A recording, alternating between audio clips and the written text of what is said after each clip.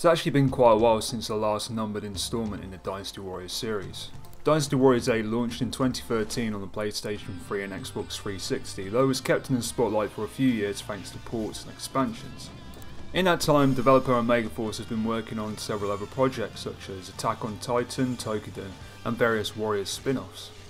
This has allowed them to experiment for the past 5 years, with Dynasty Warriors 9 being the most experimental game in the franchise to date.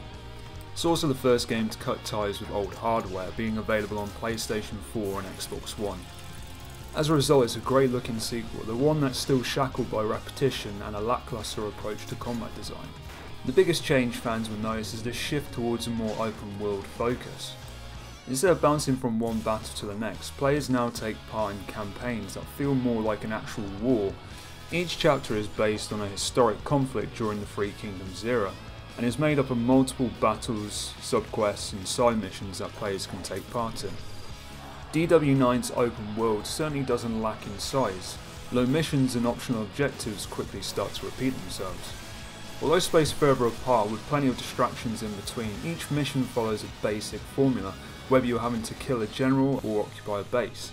Dynasty Warriors 9 can actually be pretty linear in that respect, and doesn't make the most of its open world setting.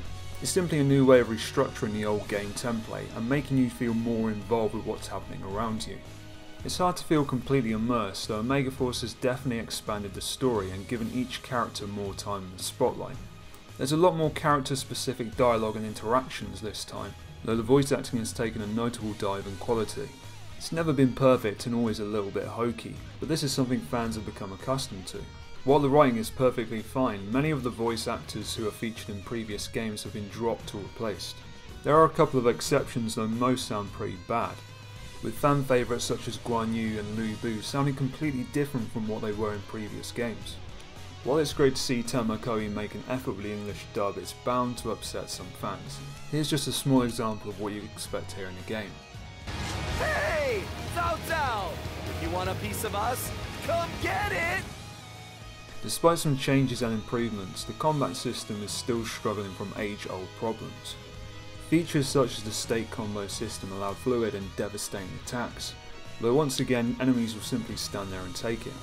The 1 vs 100 concept is core to the franchise DNA, but simply isn't as fun as it was back in the series' heyday.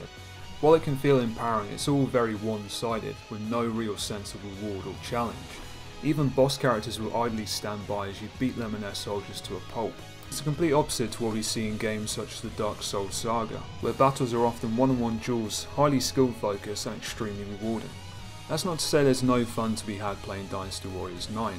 There's still that cathartic joy you get from mindlessly switching off and hammering away at your gamepad, killing thousands upon thousands of enemy soldiers. Unlocking and upgrading your favourite characters also has a certain appeal.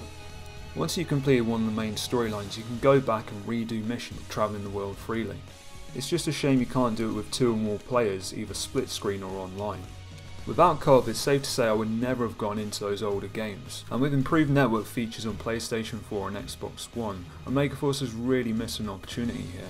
The team has taken some pretty big risks with Dynasty Warriors 9, and though some of these have paid off, this isn't the sequel many fans were hoping for.